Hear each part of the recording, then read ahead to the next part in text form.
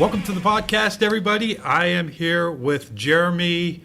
Let me see if I can say. I know I won't pronounce it right. It is pronounced Larance. It's spelled in a very weird way, but it is pronounced Larance. So it's just Larance. And you were recommended to me by Jason Kegler from WeLunk, and he also is a vice president here at the university, I guess. Correct. And he knew that we were coming up this Sunday. Actually, we're doing a podcast about comic books. It's a comic book roundtable, which I don't really know much about, but I know that a lot of people are very into it, and so it'll be a great chance for me to get educated. But when I mentioned that to him, he told me about your program, which is...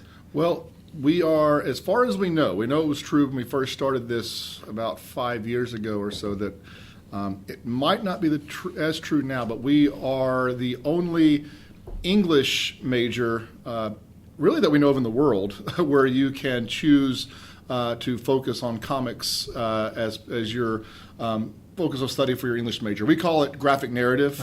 Most of the world in academia that studies comics calls it comic studies. Right. And there are several comic studies programs. There are a lot of programs in existing art schools. There are a lot of communication programs have comic studies. There are a lot of minors around the world. There's even a couple of graduate programs that do a lot with visual rhetoric and comics. But as far as we know, we are still the only English major that offers a chance to really focus on comic studies. So we're the only English major in comics is the short way of saying that. That's pretty incredible. Yeah, it's long story short. We found out about almost 10 years ago now that there were about 3 of us that were using comics more and more in our classes, and we started talking to our students, and they were interested in it, and so we were trying to look into offering some classes that dealt with comics more, and they were popular enough that we just started talking. We realized that it wouldn't be that difficult to offer a few classes here or there that would allow students an opportunity to focus on comics. Yeah. It primarily started about 10 years ago. We had a guy come to school to give a series of lectures. His name is Scott McCloud, and he had written a book called Understanding Comics, which is basically a book about how to read comics, how to understand comics, what's going on in comics beyond the simple storytelling aspect. It's probably the book I need to read. Right. It's really it's a fantastic book, and I had not heard about it at the time. You mentioned that you were not really into comics. Yeah. I was not really into comics much myself. I had a few series that I read as a kid. If there had been a comic shop where I grew up in South Arkansas, I may have been into it more, right, but they just weren't available. But I had not read a comic book since probably 10, 12 years old. And this guy, Scott McCloud, came and gave a series of lectures on campus. And as he was talking, I thought, this is really an interesting way to look at images and storytelling and, how things happen in between panels and how you're using different symbols and visual rhetoric. And it really piqued my interest. And I thought, I might want to try this in class. He basically showed me how I could discuss it in class. Right. And so I picked up his book and I read it and I was fascinated by it. And so I started grabbing different books here and there, and like I said, I slowly found ways that I could work it into my classroom. I did have some background in visual rhetoric. I did a lot of work with a British romantic poet named William Blake, who was primarily known, or one of the main things he's known for was a lot of his poetry, if not most of his published poetry, he published as part of visual illustrated poetry. All the poems had illustration, not really illustration, not really the right word, because the pictures were part of the poetry in his mind. And so I had done work with that, and so I had a little bit of background in visual rhetoric. We had another professor here at West Liberty, Dr. Wally Hastings, who his background is in Victorian literature and children's books, and so he had done a lot with picture books and images, and plus he was a fan of comic books. And Dr. Dominique Oesch, who is our medieval specialist, had done a lot of work in the past with imagery in illuminated manuscripts in medieval studies, and plus she calls herself a geek girl. She's very much in that culture. So like I said, it just so happened there were several of us that were really into it. And what it is essentially the students take the same core classes as all the other English majors. the writing classes, the foundations in American and British literature. But then for their upper level classes, for their electives, they primarily take classes that deal exclusively with comics. Wow. We have a writing for comics class. We have what's essentially a comic theory class where they look at the principles of how comics work and how that storytelling works. We have a history of graphic novels class, history of graphic narrative and comics, and again, visual storytelling. When I've taught that in the past, for example, I had a section on Greek religious iconography and how the storytelling, is displayed in those older images and still today. And then we have them take special topics courses that we offer periodically over time. And so it's a major or it's a minor. We have students in communications or graphic design. They need minors, and so they're really often interested. Yeah, that's comics. A great minor to take, right? Yeah, I will say, like I said, I did up until 10 years ago. I didn't read them much, and it just really opened up a whole new world for me. I have become something of an obsessive fan with it, and really, I had just finished my dissertation at the time. And I was kind of looking for something new. Yeah. I was, and really, it when I first started reading some of these graphic novels, and some of which I had heard about before, but really didn't appreciate just how well crafted they were. I was really excited about reading for the first time in a long, more excited, I guess, in a way than I had been in a long time. And so it's been a lot of fun. And they've, from when I remember comic books from when I was a kid, there was your basic Spider-Man and Archie were the first two that come into mind. And what little I know about it, but going into the comic book store like the one at the mall, and my friend Trevor used to work at the one down in I think Bridgeport, and just how many topics are covered, and the range from really dark to really silly to really obscure to right, really, and really, it's just another form of literature as far as I'm concerned. And in the same way in literature, you have the hero stories in literature, you have romance stories in literature, you have adventure stories in literature, you have nonfiction stories in literature. Pretty much any genre you can think of in literature, you're going to have in comics and graphic novels as well. And I mean, we've been switching back and forth between saying comics and graphic novels. Explain to people who don't know what the difference between the two. There really isn't a difference. It's graphic. The term graphic novel was termed, and it's for a while there that was the go-to term for important comics, but really you're highbrow, right? Yeah. Highbrow, literary. Mm-hmm. Is it size? And really, it's all of the above. And so most people involved in comic studies, and I must say I'm by no means as involved as some other people, just have started to say just comics. Yeah. It's words kind of take on, for example, the novel, right? The novel is called the novel because it used to be a new idea. We say a novel. Well, the novel is no longer a new idea to have a long story like that, but we still call it the novel, right? And comics is kind of coming along the same way. But in terms of the history, right, you in many ways, what's interesting also is that comics kind of began as this American art form, but was very popular in other like Belgium and France. In fact, it was very much it was accepted as literature in France and Belgium long before it was accepted as literature in the United States, even though the industry was much bigger in the United States. But probably because the superhero genre was such a popular genre, sure. and in many ways a very goofy genre. But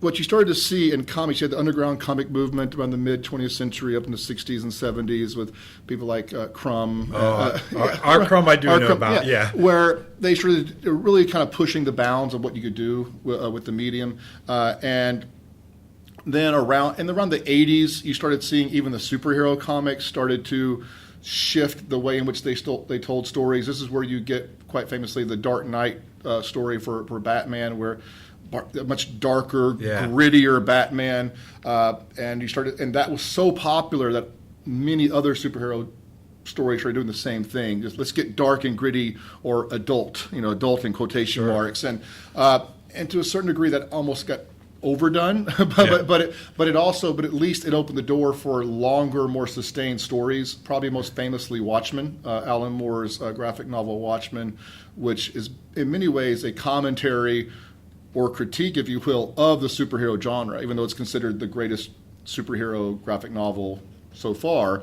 It's in many ways it is critiquing, mocking, and but also embracing the superhero genre. So you started getting these types of things, and you started seeing writers like Alan Moore, Neil Gaiman, and others. Actually, funny enough, a lot of them coming from Britain, but really making a name for the storyteller or the author of comics. And then you start seeing things like Art Spiegelman's Mouse series, which actually won a Pulitzer Prize, which is a story about the Holocaust. It's a fantastic story where he uses mice as metaphors for Jews. The Jews are mice and the Nazis are cats. It's which sounds like a weird Disney movie, but it's also very, very serious and very, a very interesting way to learn the history of the Holocaust. So you started seeing that in the 80s, and actually several of those works that I mentioned all came out within like a couple of years of each other in the mid 80s, and so then you started to see more and more people interested in having sustained literary, again, I'll put the word literary in quotation marks, storytelling, and today, really almost in the same way you could look at any genre literature, there's a genre in it in comics as well. The nonfiction genre is probably one of the fastest growing genres right now in comics. Oh, wow. Yeah, and Dr. Hastings here has done a lot with that in his classes. Well, I like the idea that you can take advantage of the fact that a picture is worth 1,000 words and really spell out something. Because I know a lot of times when I read a novel, they'll describe the set and the setting and the character and how they look and everything, and you can kind of cut to that quickly. And I also like the idea that I'm a filmmaker, and we get an idea for a film. You have to write a script, you have to cast, you have to edit, and not that it's easy to make a comic, but you can certainly develop these crazy ideas that you would be almost impossible to film or maybe take thousands of pages to describe and really get that story out there in a very digestible way. Right. In fact, it's interesting you bring up film because the history of film studies as an academic type of course of study actually in many ways kind of shows you see the same things going on in comic studies that happened with film studies before. The same, it's coming up, should this be taught by English teachers? Should it be taught by art teachers? Right. Should it be taught by communication teachers? And but comics in many ways is very, very similar to film and that idea of visual storytelling. Comic studies uses a lot of the same terminology, close-ups, panoramic shots, and so a lot of the terminology from film is used to describe the visual nature of comics. And now you don't see many people question whether or not film should be taught in school, sure. Right? But there was a time when that was definitely the case. Right. Films weren't taken seriously, right? The movies weren't serious. But then you start getting a little more, artsy film. A couple of decades, especially the '60s and '70s, for this whole, movement in Hollywood to make these artsy, independent films. You're getting the same thing. You see that same progression in comics, and you're seeing it in terms of the study of comics as well. And as far as the difficulty of it, one of the things I often tell my students is that I am in no way trying to say that comics are better or worse than traditional literature or film. It's just different. Yeah. It is a different medium. There are some things that comics can do that that traditional literature can't do. Right. There are things that comics do that film cannot do, and vice versa. Right? Sure. There are some things that film can do. One of the examples. A lot of times, if you're reading a story, and if an author mentions something, you have to notice it because he or she is literally using the word to describe that thing. Whereas in a film or in a comic, something could be in the background and maybe you don't even notice that it was put there, right? And so you can be a little more subtle sometimes in film and in comics. And a lot of times there are whole other storylines going on in the background that you don't even notice the first time through. And that's true of comics. That's true of film. Whereas in literature, it's either there or it's not. You can't hide words behind the other words. And so, but there are certain advantages and disadvantages to that. So it's not. I say not better, not worse. Just a different form of storytelling. Kind of just depends on the person creating the art, and it gives them a different way to express themselves. I do like the idea that if you can draw, or if you know someone that can draw, you can collaborate with them and really come up with the story and filmmaking has definitely made it easier with the advances in technology. But I imagine for someone that wants to do a comic, whether they do it on an iPad or on actual paper, they can have that all right there in their bedroom and start Right. producing comics. Right, and and again, another way it's similar to the film, where you could have someone who is very, very involved in a film, from writing it, directing it, even starring in it, and even filming it, or the person could only direct, only write, Right. only do.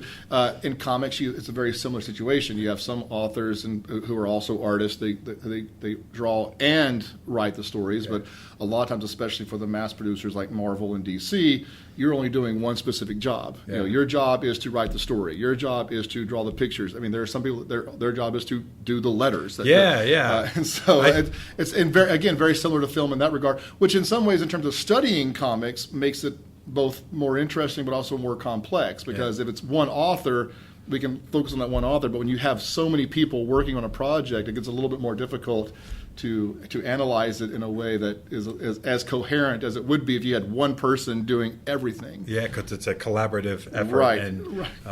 And then it's kind of reminds me too of like the old record label system back in the 90s, where like if I liked a band on Sub Pop, then I knew that I would like other bands on there. And so it seems like the comic book, whether it be Marvel or some of the more independent ones, if you like one of the things they do, you can kind of be a fan of their whole series in general that they create.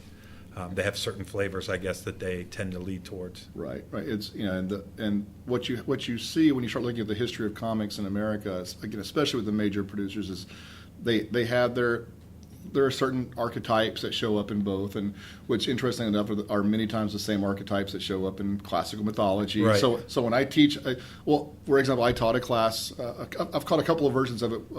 A class on Superman and superheroes in general, which always sounds real goofy when people hear, there's a Superman class being offered at West Liberty, but then I showed them my syllabus and they're like, this is an actual college class. Sure.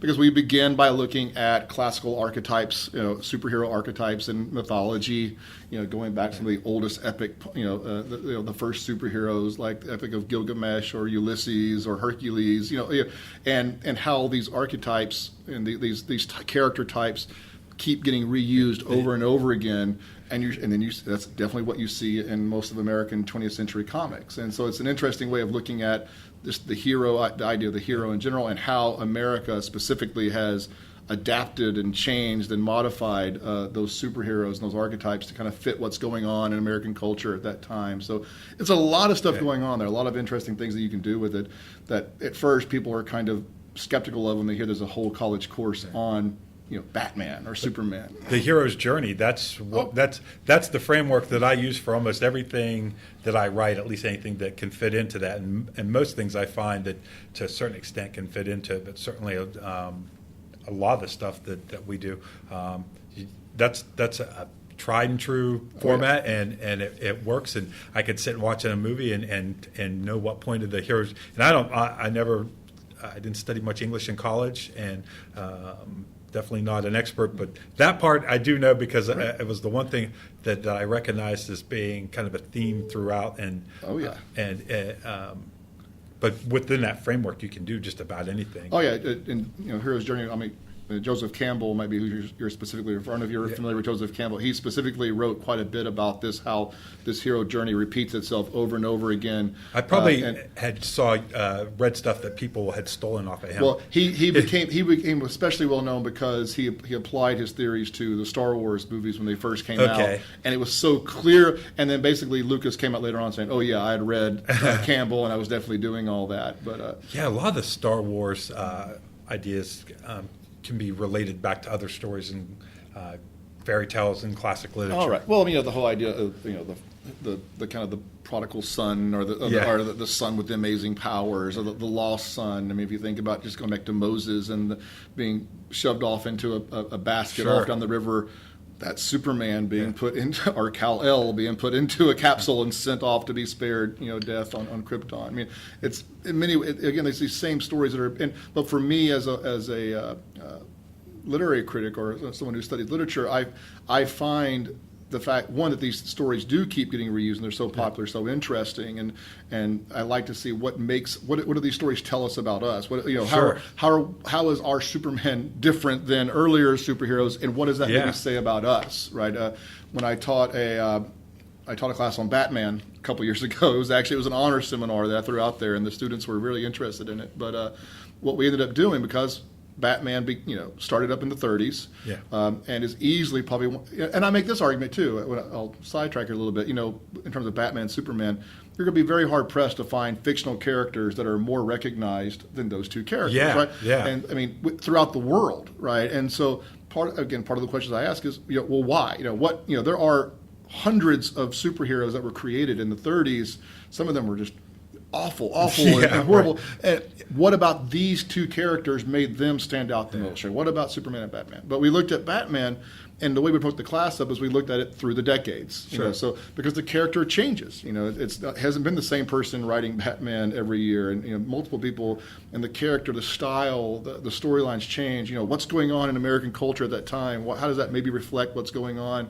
So I find that interesting. Sure. And so even if the stories are not great stories at times, sometimes they're just really goofy, sometimes they're horribly, with the hundreds of thousands of stories that have been written, right. Some of them have got to be stinkers, right? Right, yeah, but some of them are really, really sure. good. I put Frank Miller's Dark Knight Returns graphic novel, the Batman graphic novel from 1986. I would put it up. I would put up almost any other novel of the 80s as one of the greatest novels of American literature in the 80s. I would make that argument, and I don't have any qualm whatsoever saying that in terms of what it's saying about American culture, about the egg of Reaganism, communism, our idea of hero worship, and it's just a very well-crafted story. And in many ways, it's brilliant. And I, whenever people ask, that's one of the first things I mention. I said, look, I will put it up against any other novel from the 1980s as easily one of the best novels from American culture at that time, and I dare anybody to prove me wrong. That's pretty high praise then. I think it's easy and it's dated. It's one of those things that I think it's a very dated book, and I have actually problems with some of it, but I think as a snapshot of American culture in mid 1980s, I think it's dead on in many senses. And comics always kind of would whatever's going on in the world. So during World War II, they were always fighting the Nazis, and that's kind of an interesting thing that comics do, maybe better than just about any other art form, where they really keep up with current events. Well, because they adapt so much, and because they change, and because you have so many authors and artists, it's going to change anyway, and so you're going to definitely see changes that reflect what's going on. And either it's because they want to make a statement, or because they want to try to be popular, or it's just maybe happenstance, at times. But there are often things you can glean from just looking at the ways in which these characters are portrayed, and even you see it in the movies, even, right? But the comics where they all began, you definitely see that as well. So between Batman and Superman, what do you see as like the things that why they've stayed the longest, and what is it that maybe even how they differ in their, because there are definitely people that are more Superman people, and there are people that are more Batman people. That was actually one of my final exam questions in Batman versus Superman. But no, I do think that part of it goes back to the archetypes. I think that both of those characters, fit specific archetypes, where you have Superman, who definitely, this completely all-powerful, seemingly unstoppable hero with this kind of questionable father background, where he comes from, an alien in an earthly world. I mean, whether it's Christian imagery, or, Christ-like imageries, or just simply the God coming down among us type of. I mean, if you watch the last Superman movie that came out, the religious imagery was just so over the top, where he's coming down like God ascending from the heavens, even holding his hands out like a cross. I mean, there's clearly, I think, that element going on with Superman. He just represents that element of our what we look for in superheroes. It's like he has every power, right? I mean, that's kind of the joke. It's like there was actually a debate going on online about the weaknesses of Superman as they were Seinfeld, fighting. They would talk about that every now and then too. But no, he's this idea that but so often he ends up fighting things like time, and immortality. He's having to fight things like that. So and plus, he's when he comes down, where does he go? He ends up on a farm, growing up with the Kents. So he's this this farm boy who works his way up and becomes Superman. Yeah. Whereas the polar opposite, almost, you have Batman, and who's he's more like Buddha. Right. Yeah. He's completely he's self-made in terms of he doesn't have any superheroes, but it also helps that he has a lot of money. Mm-hmm. That doesn't hurt. That he's able to pay for all the things that he does. But he's coming. He loses his parents but he doesn't gain any parents like Clark Kent does, and he's darker. But in everything he does is basically human intervention. So in many ways, he's the Odysseus archetype. Where Odysseus he was not a god. He goes on this odyssey. He fights all these monsters. He befriends all these different creatures and other gods and gets help. But he uses his intellect and his wit and his strength to get by.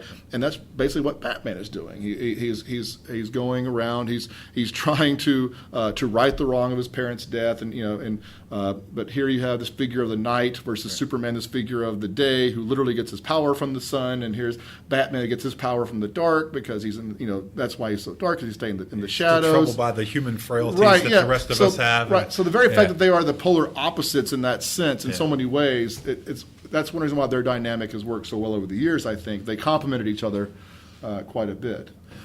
One thing someone pointed out to me, I can't remember who it was. They said that Superman was the one superhero that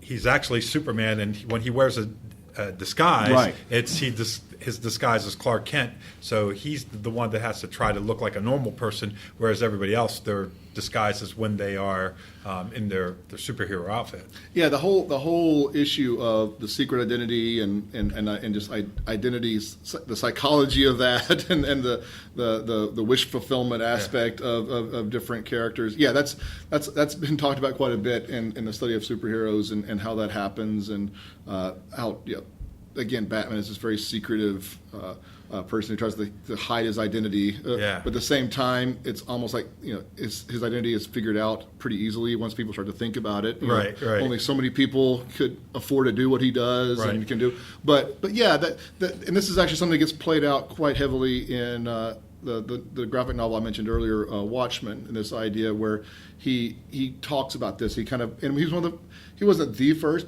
but Watchmen was one of the main places that really did it on a public scale, this idea, hey, this is kind of weird that these people are relying so much on a secret identity. What are they hiding? What is it? And if they symbolize aspects of American culture, what are we trying to hide? Right? What are some aspects of our own culture that we don't want to show? Right? It's kind of it's a running joke in many ways, right? Because the whole Clark Kent thing, he puts on sunglasses. He puts on glasses and suddenly nobody recognizes. Right? Yeah. Right. I mean, it's a ridiculous concept, right? So, it kind of plays into the whole thing that everything's a metaphor, that you can't read it realistically in that sense. But there's been a lot of discussion, and I know Marvel treated it a little differently when Stan Lee and them were creating their characters. There are a lot more characters in Marvel who are very open about who they are as superheroes. Very few with secret identities. They're like Peter Parker's one, but the others, like Stark, he's very open about the fact that he's Iron Man. But so that is a major. But it's just one of those things that we study when we look at what's going on metaphorically or symbolically. Now, do you guys ever get into comics as like I'm looking on the wall, they're comic strips, and I think there's something beautiful about a comic strip, because in 3 to 5 panels you can convey kind of a larger idea. Some of the more simple ones I really enjoy, because they kind of seems like the creator really boils down the idea to its essence in as few words as possible. That's something that gets touched on, especially in the theory class and the history of comics class, where you look at because for example, there's a debate in comic studies about whether or not single panel cartoons are actually comics, because what makes a comic? Do you have to have a sequence of images, and if it's only one image, is it actually a sequence? Right. And so and I try not to get too bogged down by those definitions, because in the long run I don't think it matters, but you do have single panel cartoons, like Family Circus, that there's a lot going on there, but you're able to figure out by looking at what happened before and what happened after it. But there's a long history of that as well, right? I mentioned iconography earlier, right? If you start to study Byzantine icons and the way they used iconography to tell stories. They are single image portrayals of different stories from the Bible, different legends, and different stories along those lines.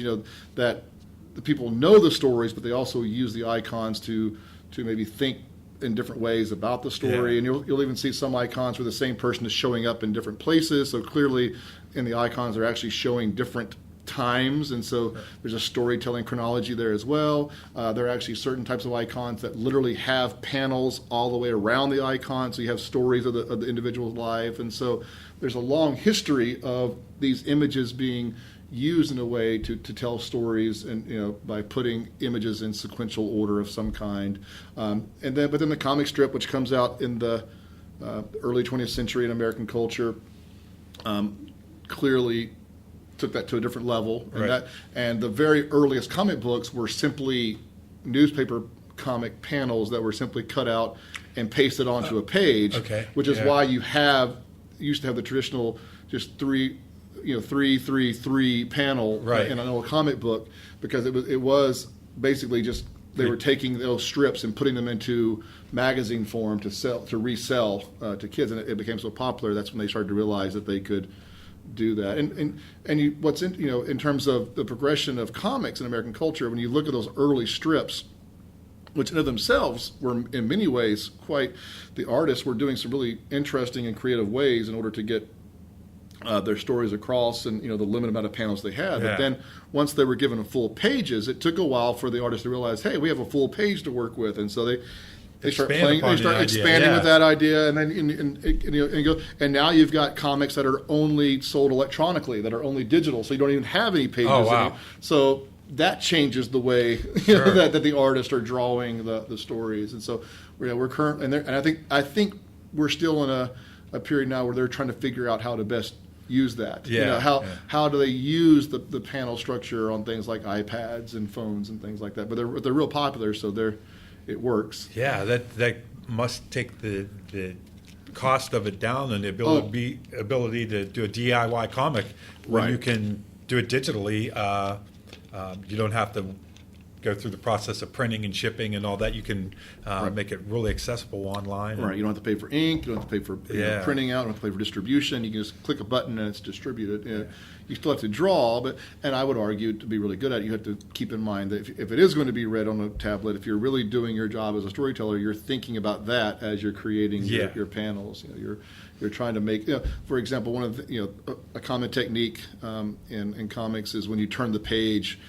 They have a full page picture. It's kind of like a boom. In a film, it's like a sudden explosion or a close up. But here, you have a huge whole picture take up the whole page because you've turned. Or even like a double, Right, but they've considered that. They know that's going to be on the left hand side because they want you to turn to it and see it. You don't have that, necessarily in a. If it's a digital comic where you're just going panel to panel, everyone could be there. Right, and so it does change the way in which the storytelling is being manipulated on the page or screen in this case. It has really constantly been evolving, hasn't it? Oh yeah, it's. I mean, you can trace back. Again, we call it graphic narrative or visual storytelling, and sequential art is another fancy term people use for it. But yeah, we're definitely still moving. Video games are stuck in there somewhere, right? They're kind of they're related to films, but I'm interested as an English teacher, as a literature teacher. I'm interested in storytelling. I'm interested in finding meaning beyond the basic story or words in the text. No matter what we're analyzing or studying. So comic books are just simply one other way of doing that. But things like films and video games are increasingly becoming a part of that as well. Now, I actually started a Facebook group a couple years ago called Story First because I was on a couple filmmaker groups and they kept talking about equipment and lenses and I have no interest in any of that stuff. I have other guys that work with me that thankfully they know that stuff, and to me that's Story First was what it was really all about, to tell a good story. And I even said that tell people that it could be set in a classroom, it could be set in a bank, it could be set out on a farm. If you have interesting characters in an interesting setting, and you can make almost any setting that people throw out there interesting if it's done right. If you tell a good story, and Sometimes I think that's lost in all kinds of mediums. Yeah, and I'm as I teach and as I choose what I want to use in my class and things like that, I would almost say I'm of two minds there, but I think that for the most part, good storytelling is the foundation for most of these mediums we've been talking about, be it novels, short stories, comics, or films. But also part of me also is willing to appreciate and like stories that aren't necessarily good story. That it's just simply the way they're being told is interesting, or the visuals are interesting, or the words are interesting. There are some poems, for example, that I've been reading my entire life and I still don't quite know what's going on, but the words themselves and the imagery, it's so, I find it so interesting, and I'll use the word beautiful, but all the and there's some films like that there's some films I love that I still don't quite know what the story is. Eraserhead. Right, but and sometimes like, oh, please just get the story moving. But no, I think that's true for the bulk of storytelling and for the bulk of what we're talking about. But even I can appreciate art for art. Yeah, I can appreciate when people go outside the boundaries to try to, because sometimes you have to push it to see where it goes, and just for the sake of and even if I hate it, I can maybe still appreciate what it is you're trying to do. I don't mind if they go outside of storytelling if they know that they're doing that.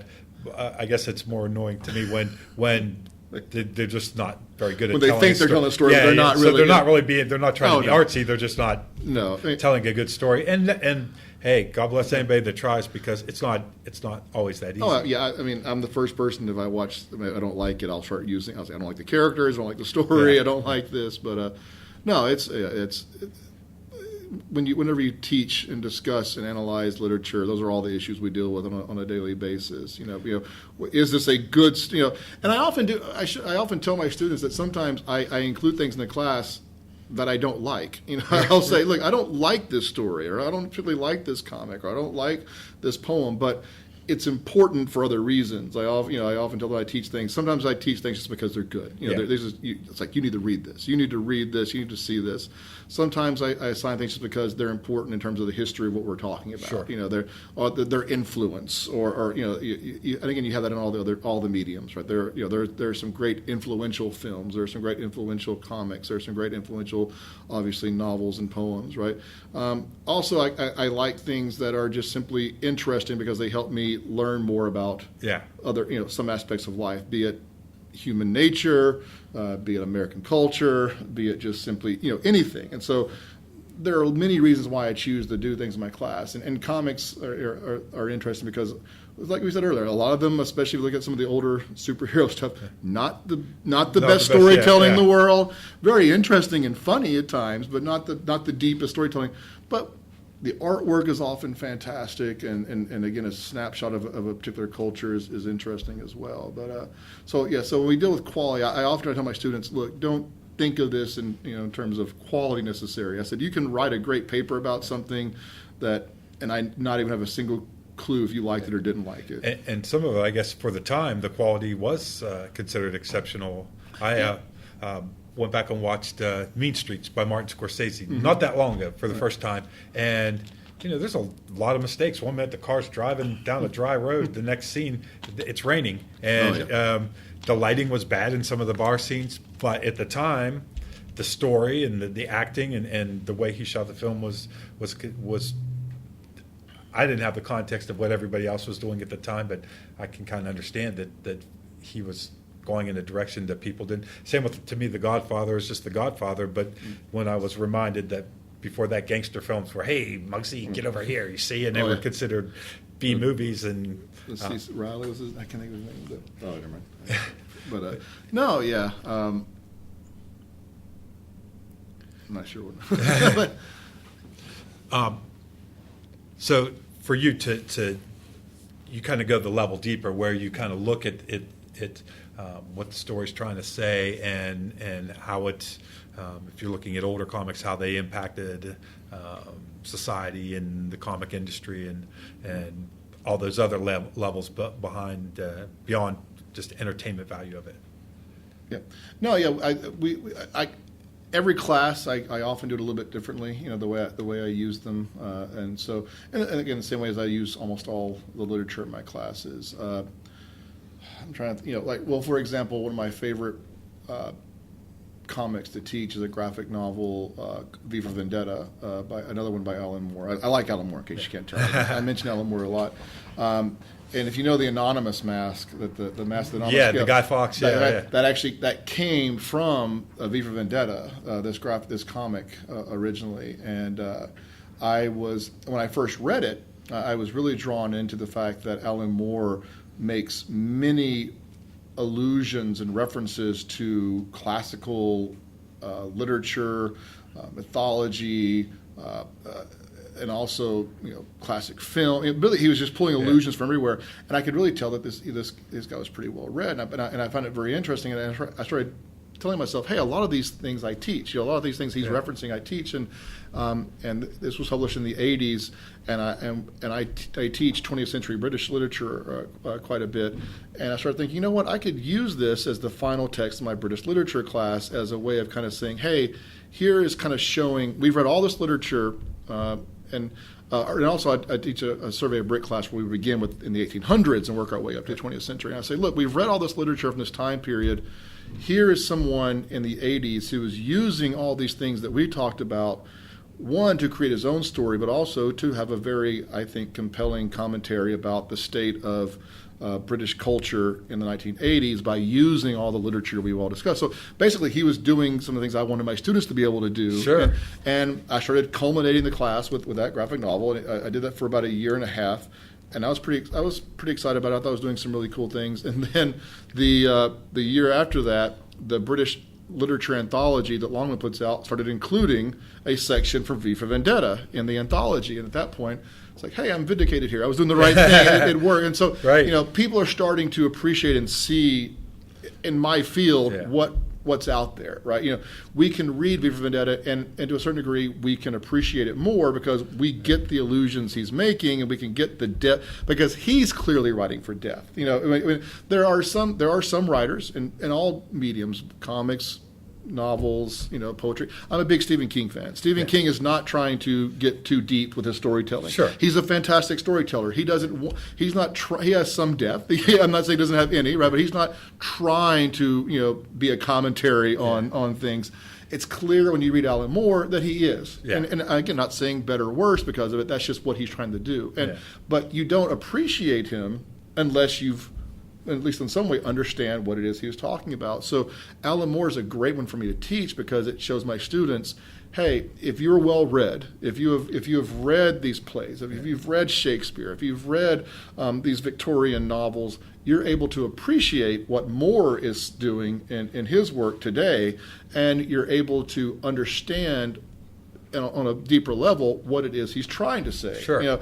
And so I'm really drawn. Neil Gaiman is another one of these authors today who's actually really well known as both a comic book writer and a novel writer and young adult, and really he writes a little bit of everything. But he's the same way. He's pulling all these influences. For him, it's mostly mythology. But and I can appreciate that. That's probably why I teach these, because they're really geared in many ways for classes. And to me, these are the kinds of works that I like to teach. I did this also, and I taught there's a graphic novel called Fun Home by Alison Bechtel.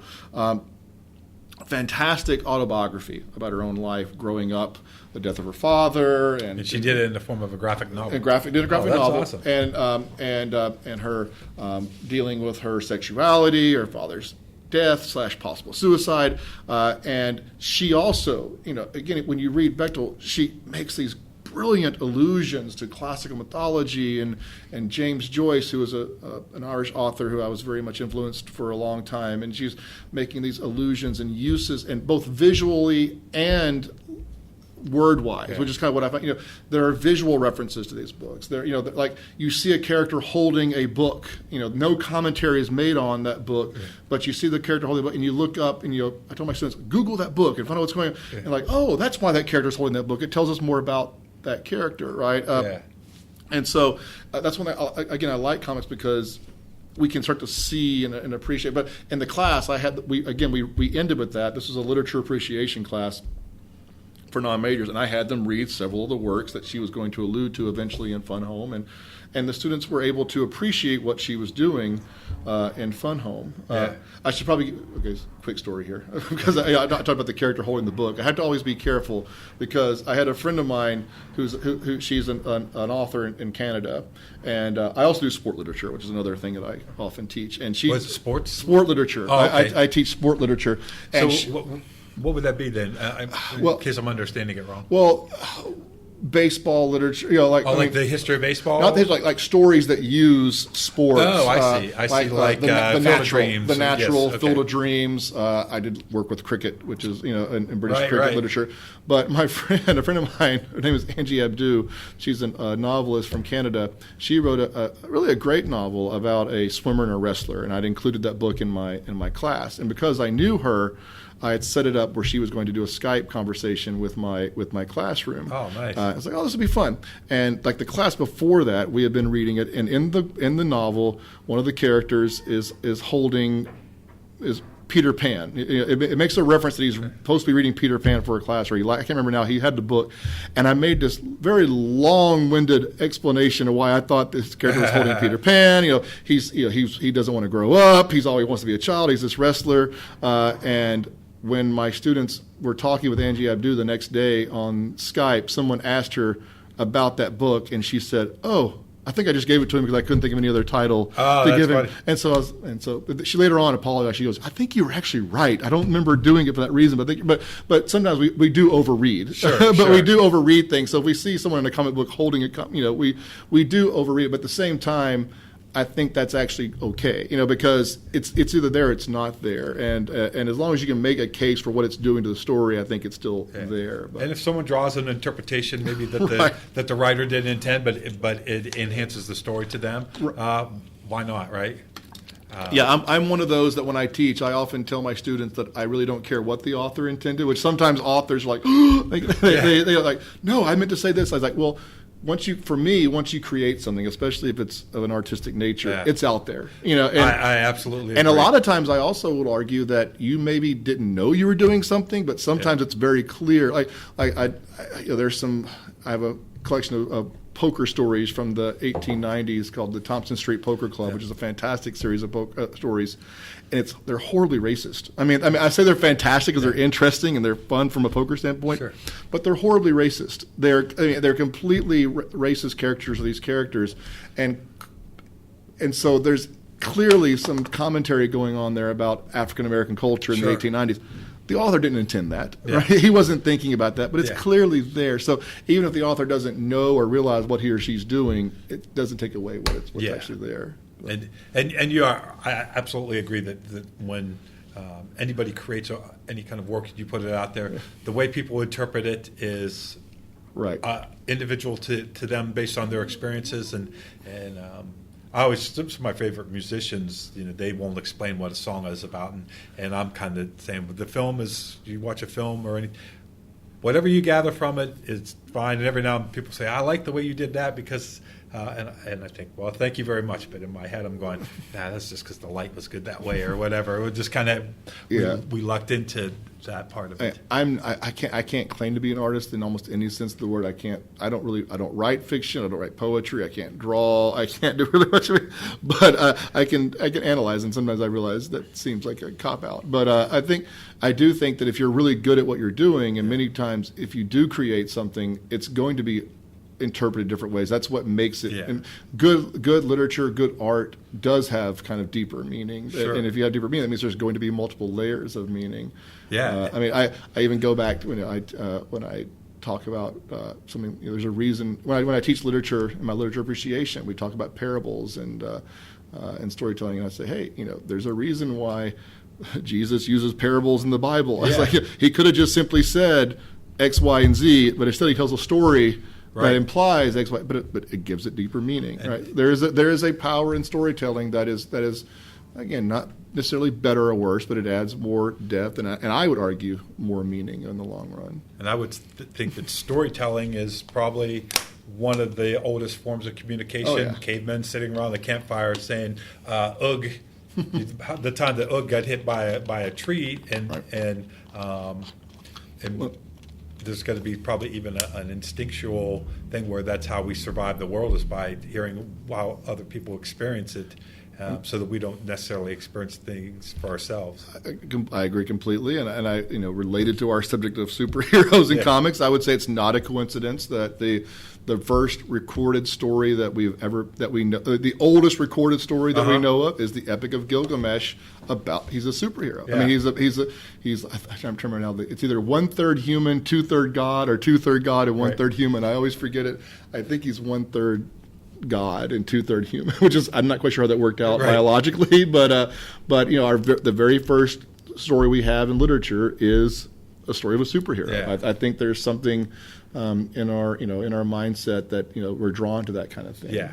Someone better than ourselves, at least in terms of physical presence or ability or something. We this is where those tall tales in American culture. We're drawn to those kind of things, and so that's why I think these things are worth looking at and not just simply poo-pooing as as not literary. Not important. Not important. So before you got into comics and when you went through your schooling, what were your main areas of focus? Because it seems like having a literary background, which I'm assuming you do, before you got into comics, really put you in a unique opportunity to be able to analyze a comic in a way that the layperson couldn't. Yeah, I would say it gave me my perspective on comics. When we first started teaching comics at West Liberty, for example, the fact that it was in the English program actually caused a little bit of a riffle in some of the scholar listservs, because some of the art programs and communication programs, and they're like, oh, here's another English program trying to take over comics. I told them, I said, look, this is just our take on it. We're not trying.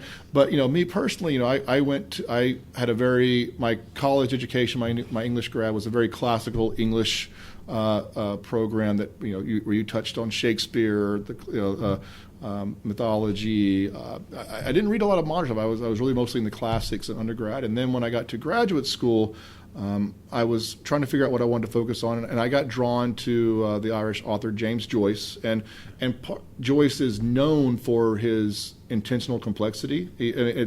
I argue often that he's not quite as complex as people think he is, because they get put off by the complexity. I was like, look, that's intentional. If you're confused, you're supposed to be. But I got drawn to him because I found it interesting, and he was alluding to some of the things that I had read in my classical studies in undergrad, and so maybe that helped me to get him a little bit better because I had that background, and I was really drawn to Joyce.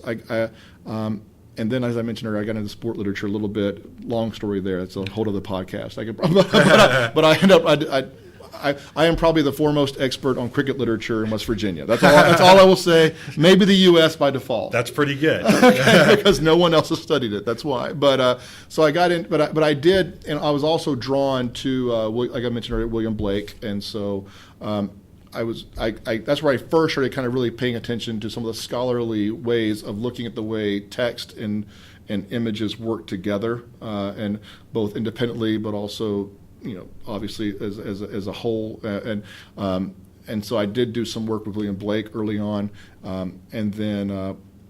As I was, like I said, when I was teaching here, when I first got drawn to comics, it was that aspect of it that drew me to it.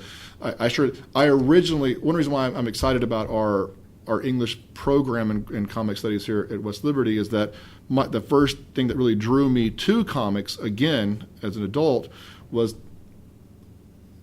what I saw as the potential to use it in the classroom. That's what drew me. When I read things, one of the first things I often ask myself is, would this work in class? How would this be a good text for class? So that's my, so going into comics, that's my perspective. I go, but everyone has their own perspective, which I think is good, because even in our department here in English, we have over 10 English faculty here. Everyone approaches the way they teach differently. Sure. And I like that. Some are more historically based, some are more creative based, some are more focused on the aesthetics. Some, and I like that. I think and we have that even within our comic studies program here at West Liberty as well. But we found out very soon after we started looking into creating this program, we didn't realize at the time that one of our former graduates at West Liberty, his name is Matthew Smith, actually now Dr. Matthew Smith. He was an English grad from West Liberty who went on and got his doctorate in communications.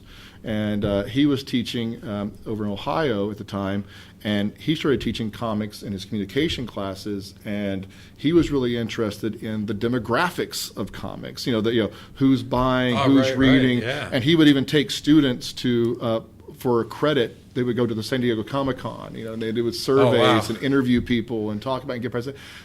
And it turned out he was like one of the probably top 10 scholars of comic studies in the world. And here he was a West Liberty grad. So that's awesome. So he was something of a godsend. He's been really helpful in terms of giving us advice and maybe a little credibility to boot. But he's been fantastic. But it just shows you again that something like comics, because it's interdisciplinary, because you're getting visuals, you're getting literature, you're getting art, you're getting a little bit of everything. Everyone can come at this from different ways.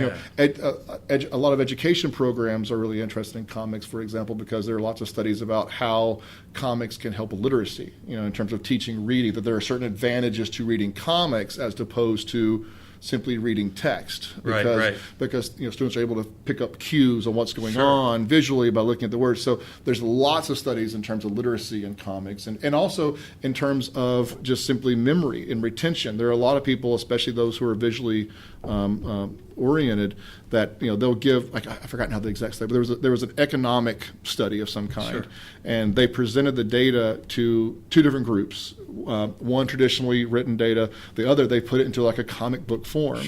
And the group that read it in comic book form retained the information better than the group that read it their older. So the area of comics and how they can be used in academia is actually pretty interesting, because it's from a literary standpoint, from an artistic standpoint, from a teaching standpoint, it is an easily digestible form of information. Well, although it's funny you say easy, because one of the common I don't know if I call it comment or complaints that I get from my students when they first start reading a comic book in my class, is they come in and they say, that was exhausting.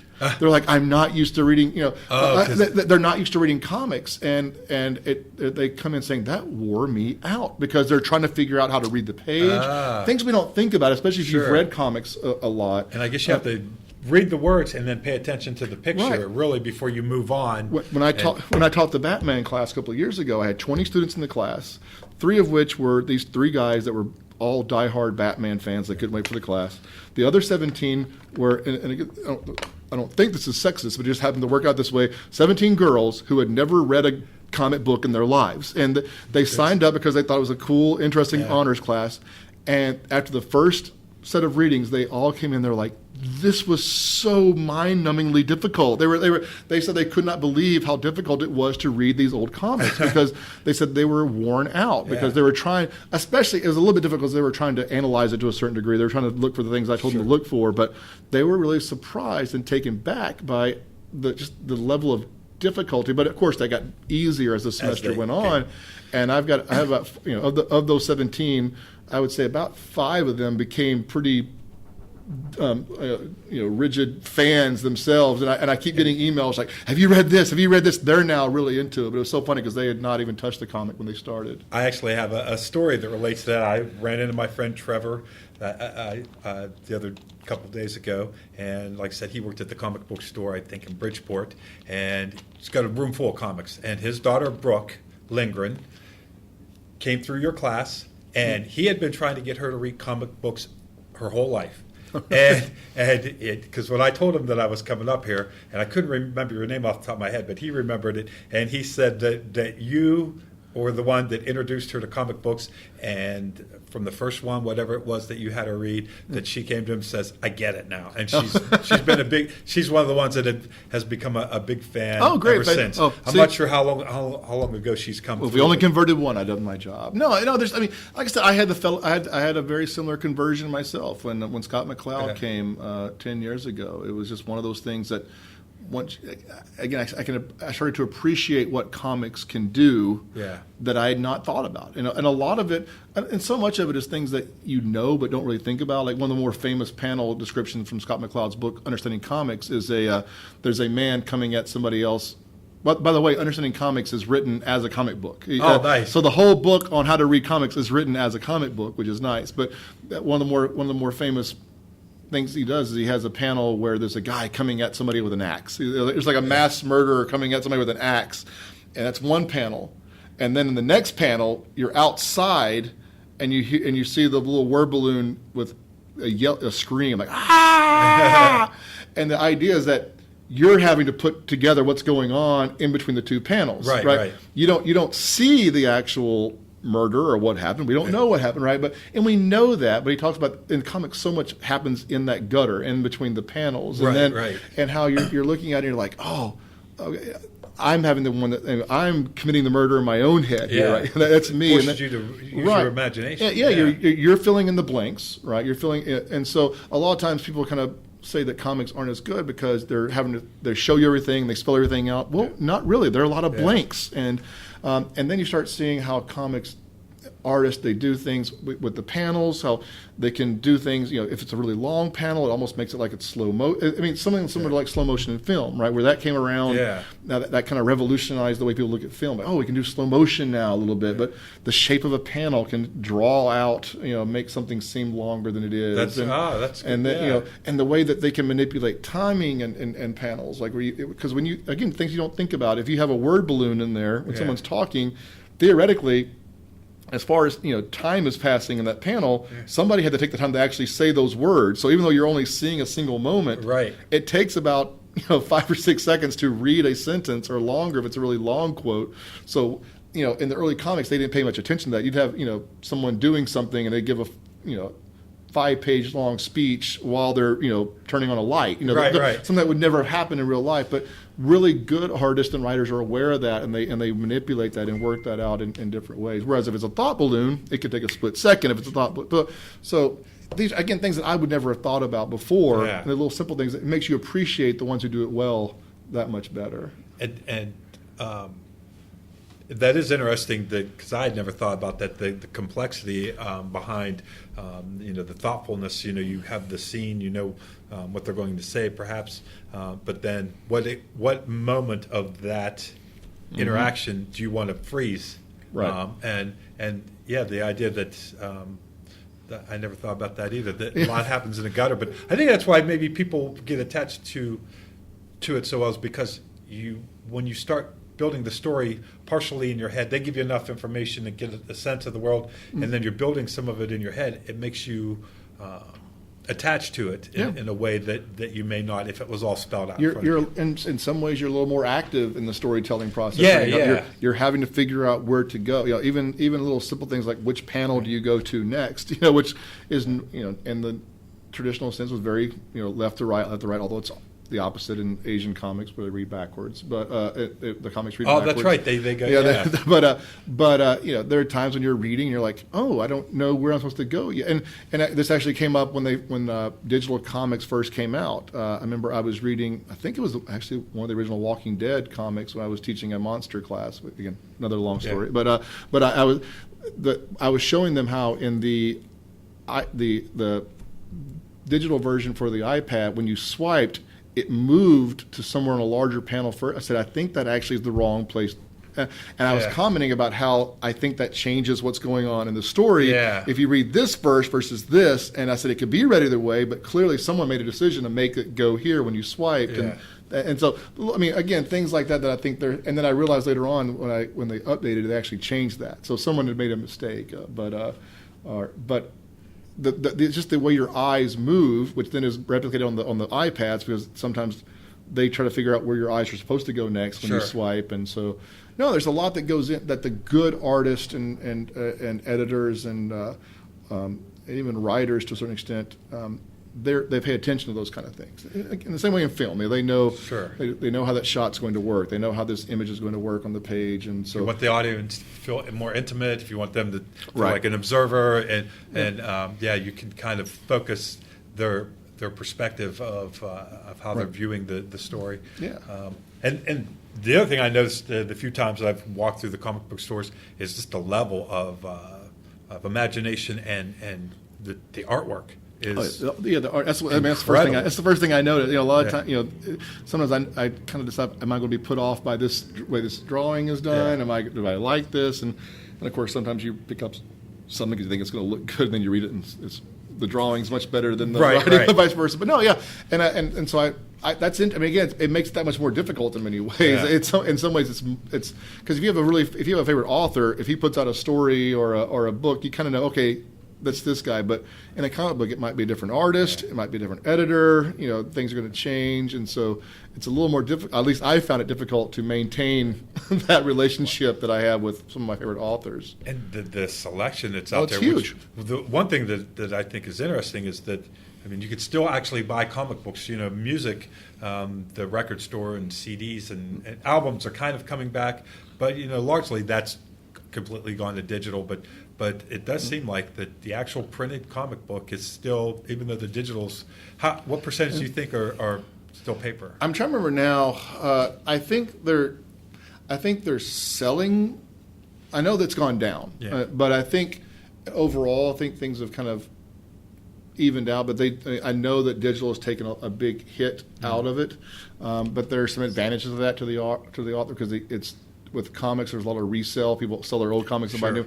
With digital, it's not that easy. Although there are a lot of pirated e-copies of comics out there. And plus, with comics, you have so much of that collector culture tied. It's a huge part of it. More is that so still than, a big part of it? It is still a very large part of it. I mean, eBay's played a big role in that because they've made it where people have access to things that they normally, if you didn't have access to like I said, where I grew up, there was no access to comics. Where the only place I could buy comics was the rack at Kroger's, which had Archie and Transformers. Right. That was about it for me.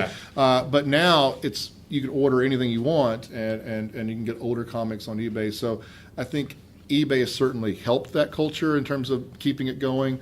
But it's still there. Which is a whole other part of comics that some people love, some people hate, but you don't. That's something you don't necessarily have. You have bibliophiles in literature as well, but not nearly to the extent of comic book collectors. Yeah, and this is just from a very outside perspective that it seems like, maybe in the 80s or years ago, that when you heard about comics, that it was more of a commodity that people were trading and less about the reading. Whereas now when I hear people mention that they're into comics, they're really, as far as the people that I know, they don't. When they talk about comics, they don't talk about collecting at all. They talk about being excited about the new storylines that are coming out and about the different, and it's the reading of them that really thrills them more so than, I'm sure they have favorite ones that they want to keep, but I guess I don't really know anybody that's a collector. Yeah, well, there are a lot out there. Still a lot. There are quite a few here in Wheeling. I can tell you that. I've met them and talked to them, I've collected a few things. Right, I collected. I focused on like a single author. Alan Moore, for example. I collected his. I can't stuff. hate on that because I collect motorcycles. but you have to deal with when you collect comics. You got to deal with spacing. You have to deal with the temperature. Make sure things are the right way. And I know a lot of people, and I guess I would maybe call them the purists, people who are really, really interested in the stories and the characters. They're really put off by, and they think the people who deal with that kind of thing is silly in a sense. And I kind of lean that way, but also I'm a big bibliophile, and so just the history and the artwork. Some of them if I buy an older comic or something, and I have a few, I look at it as like buying a work of art as much as I do anything else. But I usually try to get a copy that I can read, just so I can read that one. Right. But I haven't collected them. I don't have the finances to buy too many of them. But, it can get expensive. Yeah. So, but it's again, that in of itself is a whole other interesting culture, especially getting to the cons and everything else, which I've only been to a couple. We actually set up a couple of tables. About 3 or 4 different cons in the region to try to promote our program here at West Liberty, just to kind of get people to know, hey, if you like comics, you could actually study them at West Liberty, I also usually make it a point to really stress how great our graphic design and art programs are, because it's usually the same type. A lot of the same students are interested in those kind of things. But that was my first taste of a Comic-Con, was actually taking students and also going to go set up a booth. And it's a pretty viable career. I mean, I'm sure like any other art form, it's maybe hard to make a living at it, but it's certainly I think it's respectable a career as anything else. Well, there are a limited amount of jobs available. My go-to stories usually, or example, is one of my good friends from college who was philosophy/fine arts major, but all he wanted to do was work in comics. Yeah. That's all he wanted to do. And from what I understand, I might have the story wrong a little bit, but he basically he moved to New York and just bugged the Marvel people until they gave him just this menial job, and he was doing very little thing, and he worked his way up from really nothing to being an editor of some of the like Spider-Man series and things. And so I always tell people, if you want to get into comics, get a philosophy degree. That's but clear, he's an editor and writer, and he's moved on. He's doing things like video games and different things. But no, it's just like any other industry, and especially entertainment industry. There are only so many jobs available. So when students ask me about studying comics at West Liberty, or they think about majoring in graphic narrative, I give them the same elevator pitch that I give English. I say, look, we're not training you for a specific job. If you end up getting a job in the comic book industry, fantastic. But we're not trying to sell our English majors to say you're going to go out there and be a poet or a novelist, right? We're saying that if you're an English major, and this includes graphic narrative, you're going to have a lot of extra experience with writing critically, reading critically, critical thinking, and which almost any job is going to require, right? And so I if someone says, why study comics? I say it's the same as any other liberal arts degree. You're picking up skills by studying something, focusing something, and there's a little bit added. Anything that adds visual rhetoric, even that much more. If you're hopefully maybe a little bit more in tune with how images and words work together on the page. And as I think, unfortunately, less people are reading and more people are going for visual mediums, that having an understanding of that probably makes this program a little bit more with the times, so people can that skill to be able to relate the images and the words together. I think is so. Probably helpful in the modern age. Well, I've in the past I have frequently taught our technical writing class, which really is a class that focuses a lot on page design and it focuses a lot on how you write for tech writing, but also a lot of the classes is centered on, okay, what does the page look like? How does the letter look? How does the report look? How does the flyer look? The white space in between the letters. The white is the white. Oh yeah, lots of white space. But it was funny because I found that I was using some of the same terminology and concepts in tech writing that I started using and have been using in my comic classes. So the same, when I'm talking about how comics tell stories and uses images and how juxtaposing different images works in this way, I was ended up saying the exact same thing in my tech writing. So I ended up bringing comics in. I even started bringing some comics into my tech writing class to kind of demonstrate, look, here's how effective page design works, right? So, that was kind of one of my big aha moments early on as well. Even before I started teaching, I was like, okay, if I'm bringing comics into my tech writing class, clearly there's something there. That if the more you understand how comics work, it's going to help you, think about page design in general, visuals in general, and so. No, that's so. I do make that pitch when I talk about our program and what we're doing. Yes, we're studying superheroes. Although, admittedly, I'm one of the few that teaches most of the superhero classes. That's kind of been the one that I focused on. But I've taught other things as well. But we do several genres in comics. Like I said, Dr. Hastings likes to do nonfiction. Dr. Osh has done women and minority in comics, and so, which is its own interesting field as well. But no, I do believe in the liberal arts education, and I see this as just one of the newer ways in which we're expanding what that means. I noticed on the wall out there's pictures of people that graduated from the English program and the different careers and a wide variety of careers that they were prepared for by coming through the English program here at the school. And I know for me, when I went to college, I realized kind of early on that my brother went into engineering, so I knew that they were training him for a specific career. Right. And I ended up getting a degree in advertising and management kind of because I goofed off and took a bunch of classes that interested me. And back then, the idea of a general studies degree was not considered that you messed up because you were. Right. But it served me well because I took classes that interested me, which meant that it would lead me to any career that interested me. I'd have the basic skills. And I also think that outside of, I think a lot of people maybe get the wrong idea that college is all about getting a career. Yes. And I think it's about being a more well-rounded individual that makes you appreciate the world after 5 o'clock and before 9 o'clock in the morning and on the weekends, so that because I went to college, I learned about things that helped me just appreciate life in general. Well, trust me, when you've been trying to sell the English major as long as I Yeah. have, You're preaching to the choir. I mean, I know, but I really do believe that, and I think you're exactly right. And again, when I talk, I have seen. I'm not kidding you. This when I've had we've had open houses at West Liberty where we had all the different programs at their tables, and we have our little table with English on it. I have literally seen parents grab their children and pull them away from our table. Like, no, you will not. We're going to find We're not paying money for that. Right, Yeah. we're going to find a major that has a job, and I get it, but almost inevitably, whenever I talk to a parent and I say, look, is your child, if they're interested in English, I say, does your child like to write? And they're like, yes. I said, do they like to read? They said, yes. I said, do you not see that as a valuable skill that they could cultivate? And they're kind of like, I said, the grand majority of jobs out there do not require specific degrees. Yeah. There are certain jobs. You better have that engineering background for this job. If you want to be a nurse, you probably need to go to get a nursing degree. If you want to be an accountant, there are certain degrees that you need. I mean, certain jobs where you need specific degrees.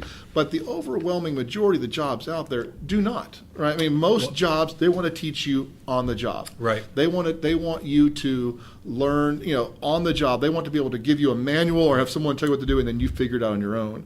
I mean, look at law school, for example. Sure. If you talk to law school admissions people, they will often say, we don't want them to take law classes in the undergrad. We want to teach them the law classes. You teach them how to write, how to think, how to research. We'll do the rest. Right. Yeah. And so, and I think that's a great example because, that's kind of, in many ways, lawyers are kind of put on this kind of, rightly so, I think, on this idea of kind of an ideal type of intellectual pursuit, right?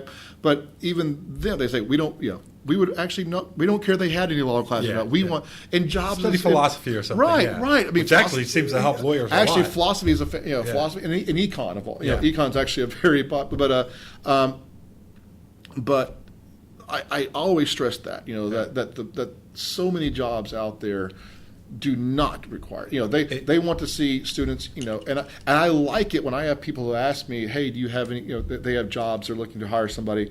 I love it when I can say, look, I have this one student, she's a fantastic writer, and usually as soon as I say that, they're like, okay, introduce me to it. They don't even want to hear anything else. As long as I say that she's a good writer, like, okay, that would be very useful, so, yeah, so English, I harp on this all the time in terms of just general studies and which in the liberal arts, including the science, biology is a liberal art. This idea. How many jobs out there require a biology degree? Not many. Right? It's same with English, but for some reason the artistic oriented ones are the ones that get a little bit of a bad rap. Oh, what are you going to do with the English degree? And I get it, I hear it.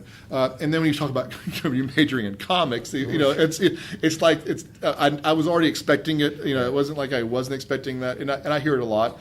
I've had people that I know and respect that have scoffed and laughed at one thing I often say is like, okay, do you think it's worth studying literature? Do you think literature is a worthy area of study? And they will often, yes. And I say, okay, what about art?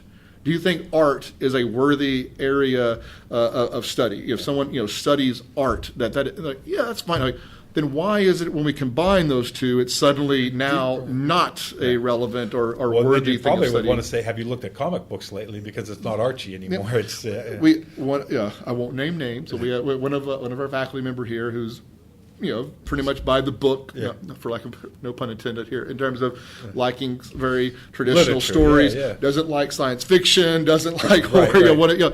How dare they? I love science fiction. He read the graphic novel I mentioned earlier, Fun Home by Alison Bechtelbeck.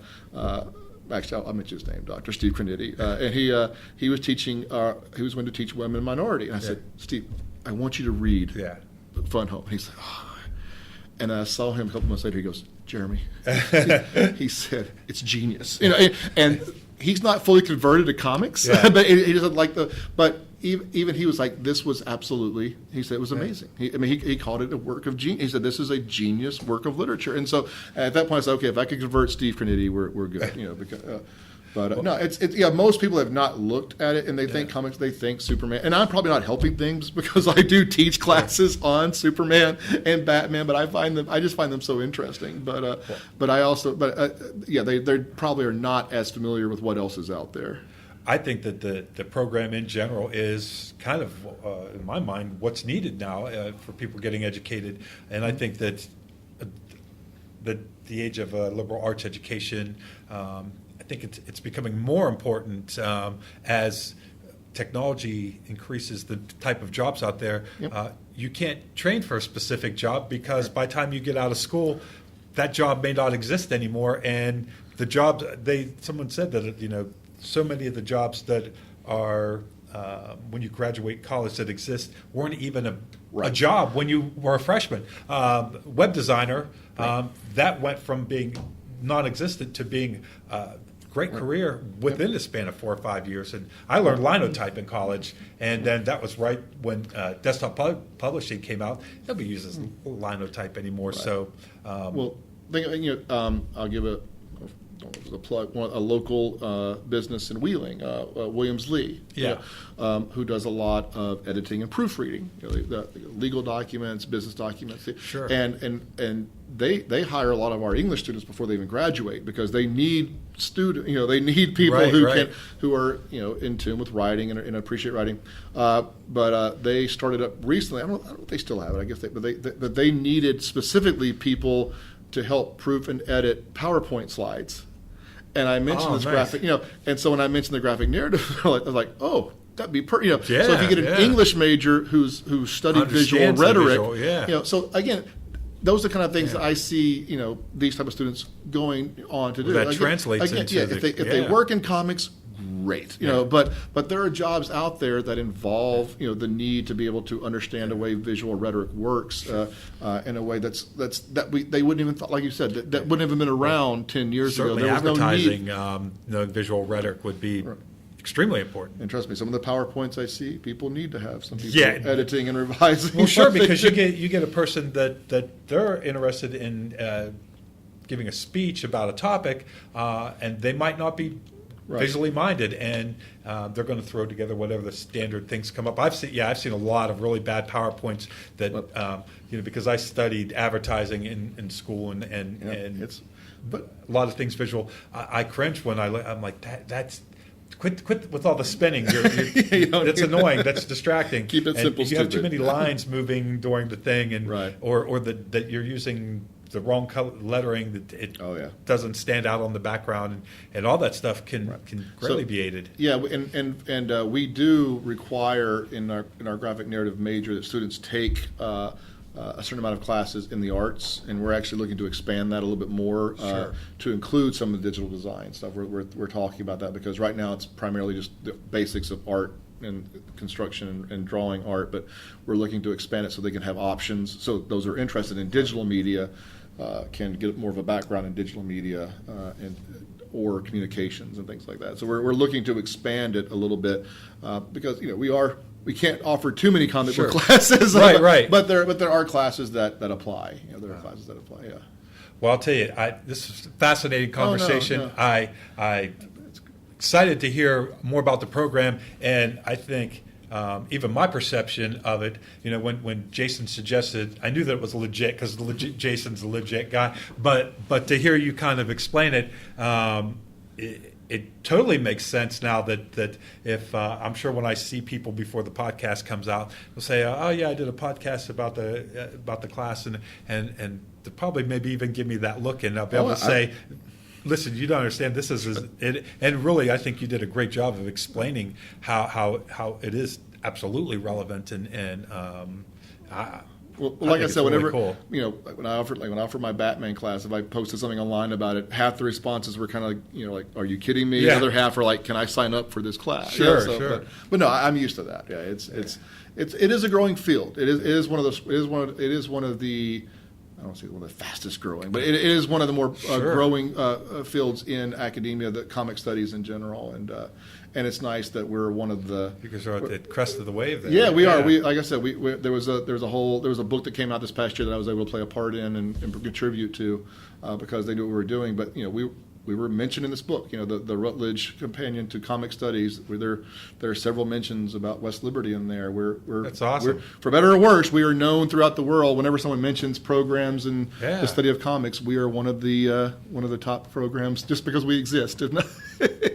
That's incredible. Yeah, that's no short feat. It's been fun. It's been fun. Yeah, good. Well, thanks again for coming on, and thank you. Thank everybody for listening, and I appreciate it. If you have any suggestions on future podcasts, give me a shout. If you want to get a hold of Jeremy, do you have a call up the school email address, Facebook? What's the best way to get a hold of you? If you just Google Jeremy Larance, West Liberty University, I'll come up about a dozen different ways. And it's Larance, right? Yes. My email is JLARANCE, so Jeremy, and then Larance at westliberty.edu. But again, the easiest way is probably to Google me.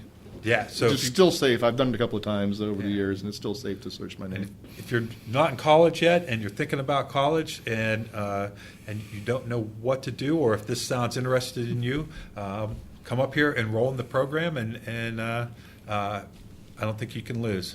All right, thanks everybody. Thanks, James.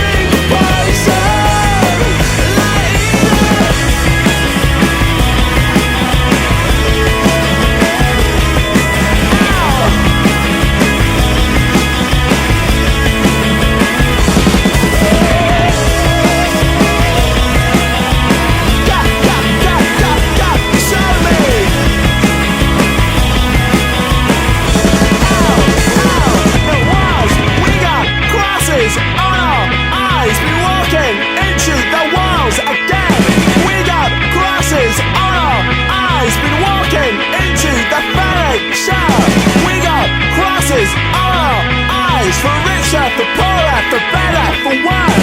We got glasses